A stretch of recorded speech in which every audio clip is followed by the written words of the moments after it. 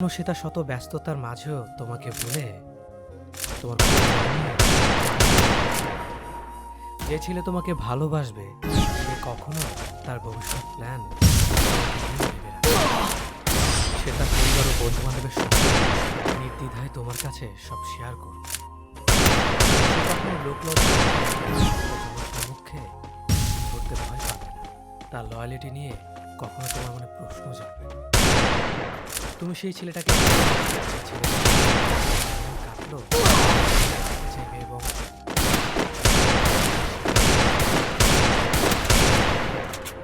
সে তোমাকে ভালোবাসার পাশাপাশি শ্রদ্ধা করে। তোমার মতামতকে গ্রহণ করে।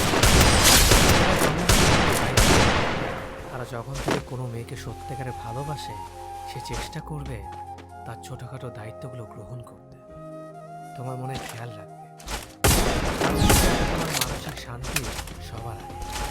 তোমার কাউকে ভালো লাগে বলে সহকারে আমি তোমার জীবনে পেয়েছি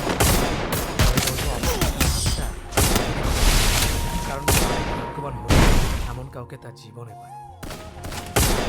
সবশেষে একটা কথা, যারা প্রাক্তন শর্ট ফিল্মটা এখনো দেখেন নাই তারা অবশ্যই হতে পারে আপনার জীবনের সাথে একটি অংশ মিলে যেতে পারে। তো এখনই দেরি এসে শর্ট ফিল্মটি দেখে আসুন আর কমেন্ট করে জানান শর্ট ফিল্মটি আপনার কাছে কেমন লেগেছে। আর অবশ্যই আপনার কাছে মানুষের সাথে শর্ট ফিল্মটি শেয়ার করতে একদম ভুলবেন না। ধন্যবাদ।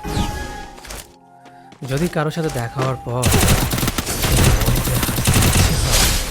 কথা বলার ছলে আঙুল ছুঁয়ে দিতে ইচ্ছে হয় কিংবা ছেলে মানুষই পেয়ে বসে, অনায়াসে তুমি যা করো না কখনো জেনে তুমি তাকে ভালোবাসো, জানা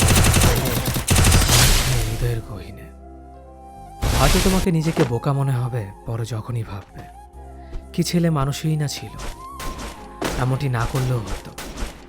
কিন্তু আবার যখন দেখা হবে তখন সেই পাগলামে ছেলে মানুষ কোথা থেকে যেন হঠাৎই নিজের মাঝে এসে তোমাকে অন্য এক মানুষ।